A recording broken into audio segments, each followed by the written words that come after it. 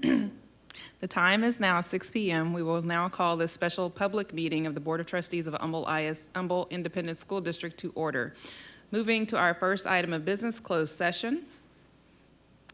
A closed session of the board will now be held on the matters contained in the notice for this meeting. Should the board determine that any final action, final decision, or final vote be required with regard to any matter considered in such closed session, then such final action, final decision, or final vote will be made upon reconvening of this public meeting in open session.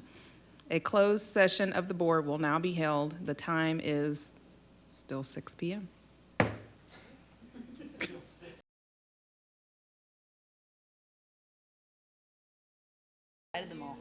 You ready?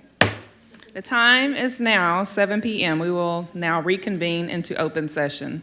Thank you for joining us tonight. Reminder that the meetings of the board are open to the public, but are not a meeting of the public.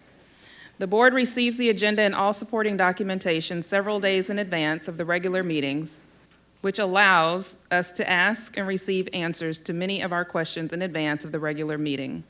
Therefore, lengthy discussions are not always necessary on every agenda item, but as a board, we do have the appropriate knowledge and preparation for responses regarding the content of the meeting tonight.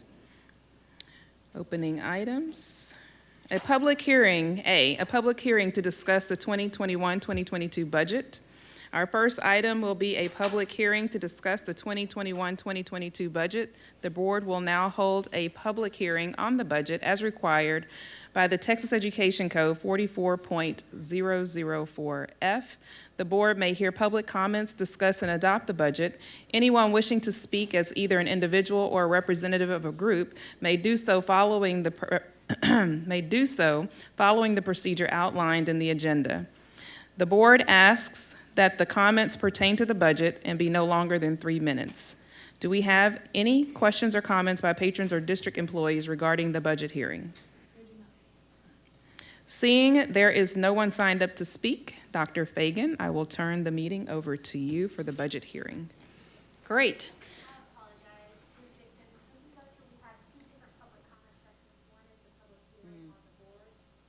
Adoption of the budget, and then we also have a public comment section as we would with the regular meeting as the board is taking action tonight. Yes. And then we can check off that and then go down to the budget adoption and go through the rest of the agenda. My apologies, Madam President. No problem. So I'm assuming we've closed the hearing, and now we'll Yes. go to item 3B, which would be the questions and comments by patrons and employees of the district. Okay, so our next item is public comment. No, I'm sorry. Yeah, but seeing that no one is signed up to address the board, we will move on to our next agenda item. Which would be the action items from closed session. Which will be the action items from closed session. Perfect. Okay, action items from closed session. Item 4A, personnel recommendations. Mrs. Toomey, do I have a motion?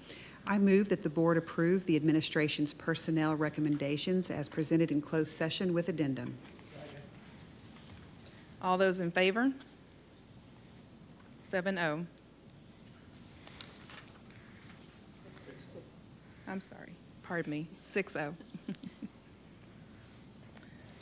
Okay, moving on to item 5, our consent agenda. General waiver limiting foreign exchange students to less than 5. Budget transfers and amendments, including commitments of fund balance. Ms. Toomey, do I have a motion on the consent agenda? I move to approve the consent agenda items. Do I have a second? Second. All those in favor? 6-0. Returning to any pulled items. We did not have any pulled items. So do I have a motion? For the action items? I'm sorry. No, my apologies, So Madam we have to go President. back? The script may not be matching up with the agenda Okay. word for word, so that may be kind of the issues. But at this point, the board would be moving to the action items, item 6. The first item being Budget the adoption. 2021-22 budget adoption. Okay. 1 second. We will now move on to our action items. Item 6A, the 2021-2022 budget adoption. Ms. Toomey, please read the item in the form of a motion. I move to approve the 2021-2022 budget for the General Fund, National School Breakfast and Lunch Program Fund, and the Debt Service Fund as presented. Do I have a second? Second. All those in favor? If there is a discussion, I believe Mr. Beatty has a presentation for the board. Thank you. Okay, so we will do this has been a good, long budget process in a very positive way. Started out with a lot of work in the Finance Committee and has grown to the place where we are today, which is really the same place we were the last presentation. So Mr. Beatty will go over at a high level the revenues, the expenditures, and our overall recommendation, and then the board will vote after that. Thank you. We are approaching the finish line for the fiscal year 22 budget preparation process. So I wanted to start by thanking everyone for their efforts while we were creating this budget recommendation. This is a culmination, like Dr. Fagan said, of board budget workshops, finance committee meetings, many internal review meetings. And as we are wrapping up a tough year, a difficult year, I'm excited to present this budget to get started with fiscal year 22, a brand new year. So in this budget, we had a number of priorities, but we are, this is focused on employees, focused on growth, and maintaining our commitment to excellence and innovation for all students, and keeping our focus on enhancing safety, and also responsibly aligning resources to address our increased cost in doing business.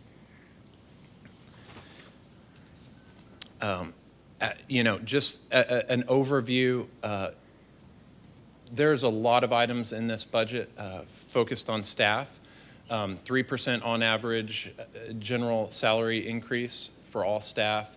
Rolling the $1,400 House Bill 3 employee group retention stipend into base pay, continuing to pay the $1,000 stipend for non-House Bill 3 staff members, and adjusting some of our stipend schedule, and also raising the full-time minimum for some of our manual trades staff, custodians, and child nutrition up to $11.50 an hour.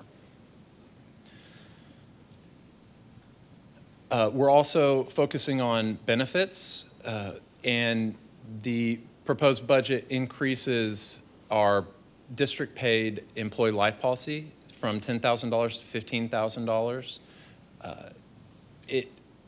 It allows for there not to be an increase for our new alternative health plan that the district created last year. And we can't control what TRS rates do, but as far as our plan that the district provided, we do not have a premium increase in the budget. We are looking to expand the health and wellness clinics to include mental health support, and there is no rate increase for any of the voluntary benefit offerings this year. Mr. Beatty, do you have an approximate number or percentage of how many employees are in our umbrella ISD plan? 2,785 employees are on our alternative health plan, and I expect that to grow through this enrollment cycle that we're about to go through in July and August. Thank you. I expect that to go probably around 3,800 or right under 4,000 employees. And how many, Mr. Beatty, just to follow up with that, how many employees total take insurance, whether it's TRS or our plan? Because I imagine some are on a spouse's plan, so I just... About 4,000 employees. So we still have about 1,200-ish employees on active care. So we're well over 50%, almost 60% that are on Yes. our plan. And this year we had a lot of growth. So in fiscal year 21, when we started the alternative health plan, we saw about 400 new employees take insurance. So I expect that to grow this year as well. So the budget is accommodating growth. We expect 1,000 new students.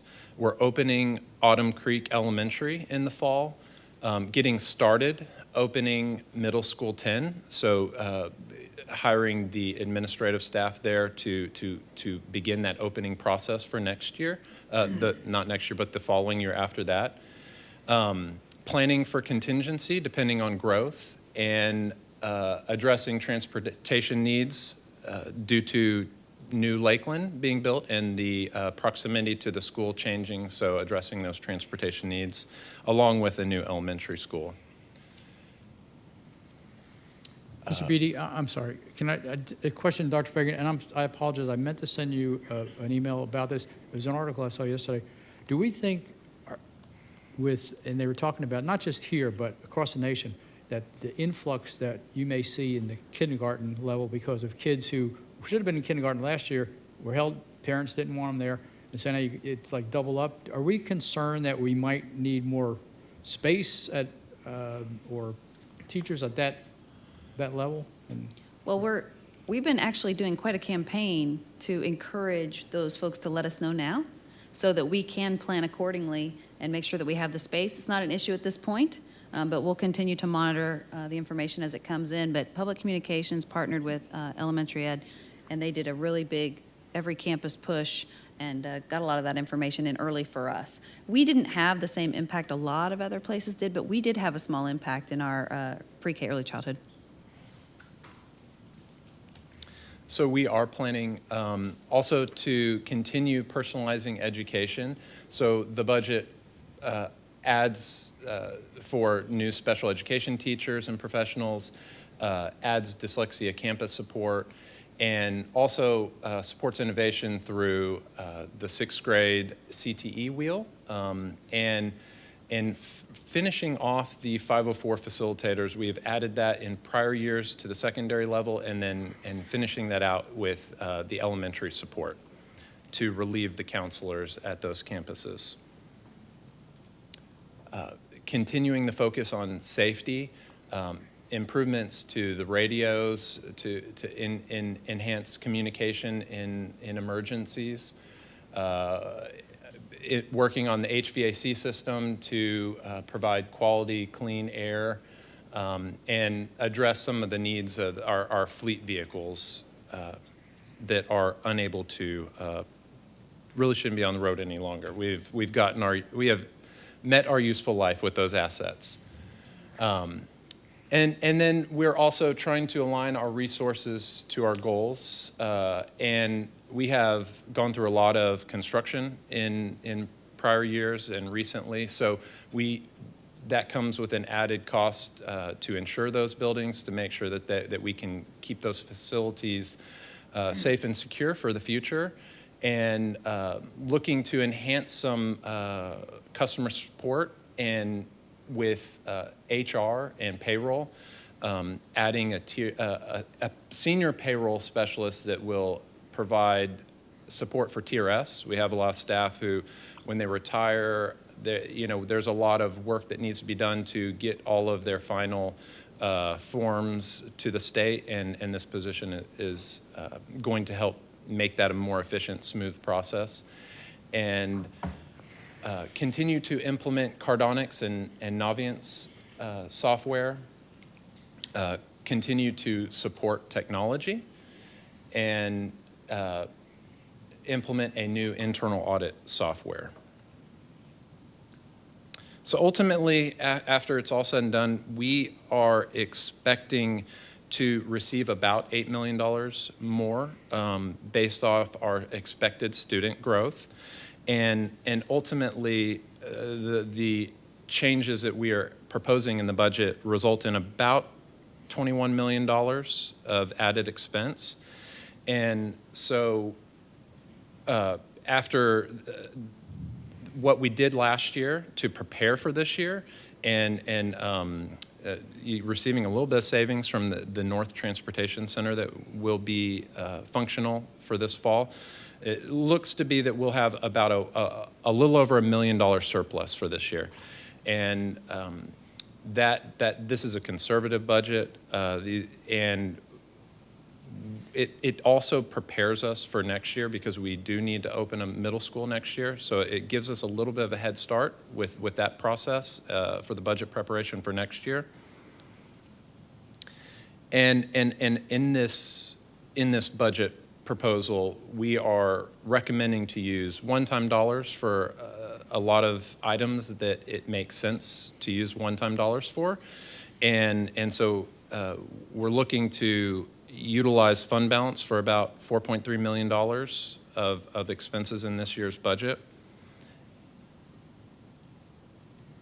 And overall, our operating budget, general fund 199, we're estimating local revenue of about $205 million. State program revenues, we're expecting $246 million. Federal program revenues, about $4.6 million, for a total of a little over $456 million. We are proposing a little over $455 million in expenditures in the fiscal year 22 budget, which leaves us with that $1 million surplus for next year. Proposed child nutrition budget. The goal with this budget is always to adopt a balanced budget and just what it takes to feed the kids and not trying to turn a profit. Or this is a lot of federally driven dollars and guidelines that we have to follow to receive those dollars, which you can see is a pretty big chunk of the child nutrition budget. So we expect local revenue to provide about $6.6 million, state program revenues almost $100,000, and those federal program revenues of $9.3 million, for a total of a little over $16 million. And again, we're trying to balance and adopt a balanced budget for child nutrition fund. And this child nutrition feeding is not going to be your grandmother's cafeteria. This is going to be the total stuff. We're overhaul. looking for. I'm going to Yeah. eat lunch at some of these campuses. So yeah, we're looking forward to that.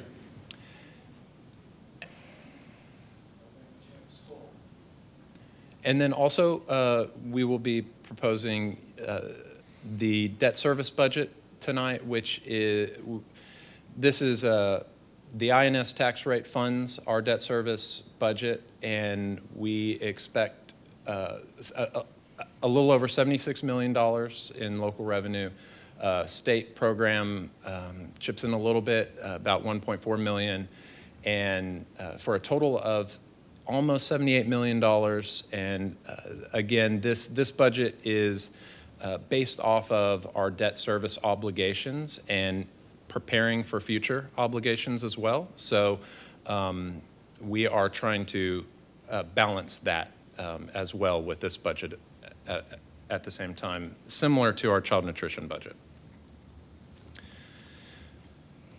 So for this, the total for all of our board-adopted budgets, we look to receive about $289 million in local revenue through our local tax rate, state program revenues of almost $248 million, federal program revenues of almost $14 million, for a total of over $550 million in revenue, and our total expenditures of just under $550, leaving us with a $1,777,000 surplus. Ultimately, what is presented to you is formatted by function. That's how the board adopts the budget, and anything outside that changes throughout the year, you'll be familiar with those budget amendments that we bring for your approval if we change any of these amounts throughout the course of the year. But ultimately, this is the budget for fiscal year 2022. A lot of this budget is based off of our tax rate, and the tax rate doesn't happen just yet. We expect for our tax rate adoption to be presented in September. There's a couple things that have to happen before we can present that and for you to adopt a tax rate. We need to get the certified tax rolls from HCAD, and then we can finalize that tax rate. Currently, we estimate the tax rate to be just under $1, the maintenance and operations tax rate, and the interest sinking tax rate, which funds our debt service at to keep unchanged at 35 cents. Ultimately, this budget, we believe that as it is presented, addresses the educational and development needs of all Humble ISD students. It provides a fair and competitive compensation plan for all district staff and does so in a manner that is fiscally responsible to our taxpayers and the community. That concludes my presentation. Any further comments or questions? Any further discussion? Madam Yes, President, Mr. Scarpa? yeah, thank you. I just wanted to say, and I know we've said this along the way, but I want to thank Mr. Beatty and the whole Finance Division, Mr. Gardner and our HR Division for all the work they've put into spearheading this. But I know it goes a lot deeper than that. Dr. Fagan, you and all our senior administrators and our administrators on campuses, this is not something that happened over 2 weeks. I know you guys have worked on this tirelessly. I mean, countless hours that have gone into this, and it just needs to be said again to thank all of you for such a great job and really efficient use of our resources that you are presenting to the board. And I just want to say I know each and every one of us appreciated deeply all the work that has gone into this by all of you guys, and please let everybody know that if they weren't watching the stream, that we really appreciate what we're looking at tonight. So thanks very much. Any other comments from board members? No? I only have one thing. I'd like to also say excellent presentation, and thank you for all of the work that goes on to put this together. My one question is open enrollment. You said it starts when, and when does it end? Do we know that?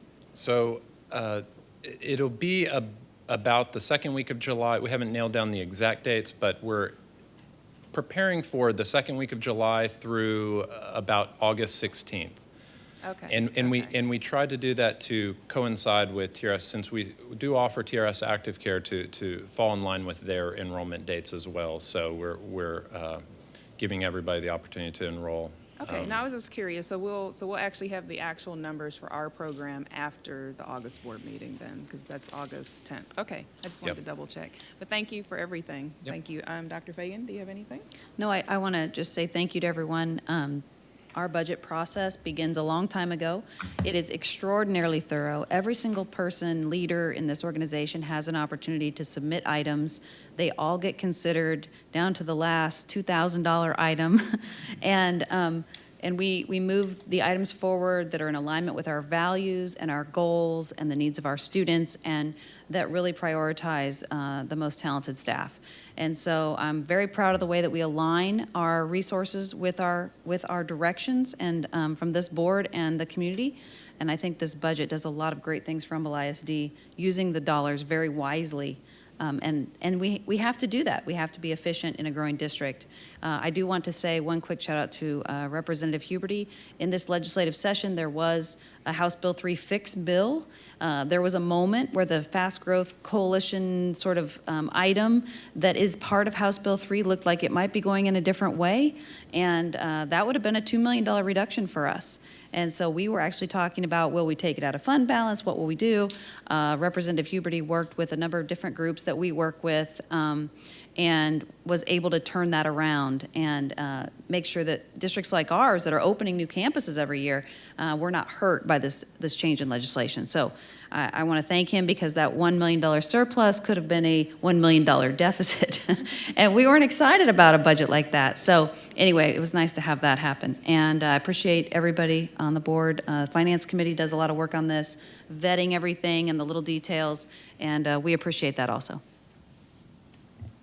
Thank you. Okay, hearing no other discussion, I'll call for a vote. All those in favor? 6-0, the motion passes. So you got 2 months off, we'll start again in September. 2 months. Still has to be implemented. Over the Right. course of the summer. Okay, action item, we're on B, 2021-2022 compensation plan. Our next item is 6B. Ms. Toomey, please read the item in the form of a motion. I move to approve the proposed 2021-2022 compensation plan. Do I have a second? Is there a presentation for this one? No, okay. Just wanted to double check. Okay, is there any discussion from the board? Dr. Fagan, anything? No, I really appreciate our staff. Last year was a very uncertain year as we ended the year in that COVID lockdown, and we didn't know what was going to happen to the state budget, and a lesser staff may have been anxious about the fact that we did a freeze to keep the family whole. Our staff was completely supportive and showed up first in almost the nation in the fall. And so I'm very pleased with the work HR and Finance have done to bring together this compensation improvement that includes increases in pay, it rolls stipends in, makes those sort of forever items, makes them TRS includable, and really prioritizes the staff that worked above and beyond this past year. So very happy about that. Thank you. Yes. Madam President? Yes. Real Mr. quick. Sitton. Mr. Gardner, I sent you an email, I think yesterday, about implementation of the new salaries, because there's always question of staff, when do they realize the pay increase? I believe for teachers, it's September 5th. Is that correct? Yeah, if you would, please. Because it's kind of staggered, I believe. Yes, it is. So there'll be email communication going out with regards to the implementation. That's why I need Billy still in the summer and not to take 2 months off because we got to get that thing rolling into employees' paychecks. So we break it into 3 mass updates. Those that are, for example, 226 employees, they'll receive their first general increases starting in their July 15th paycheck. And then that will also include auxiliaries as well. Then we move into mass update number 2, which is typically your APs, employees on 209, calendars and such. They will receive their first pay increase notice in their paychecks starting August the 15th. And then the last group, the largest group, is teachers, librarians, those that are on 187-day employment calendars. They will receive their first salary increases starting in their September 15th paycheck. If I could add one thing, Mr. Sitton, Public Communications has a communication ready to go, and it actually has all those dates in there. So we will send them to the entire staff so they are not surprised when they thought they would see it and they don't see it and all of those kind of things. So we're going to send that out. Yeah, because we get those every year in August, they're going back and, hey, I didn't get my raise, and, yeah, so, Yes, thank so- you. Thank you very much. Thank you. Thank you, Jamie. So I also want to just echo what Dr. Fagan said earlier. I mean, teachers always have a lot on their plate, and staff, everybody works so hard, but this year was a whole different animal. So I'm so happy to know that we've been working hard to show them that they're appreciated, to show everyone in the district they're appreciated. Okay, so any other discussion? Okay, I will call for a vote. All those in favor? 6-0. The motion passes. Let's see, we'll move on to number 7. Okay, there are no information items tonight. Okay, A, consideration of topics for future board business. Are there any topics for future board business?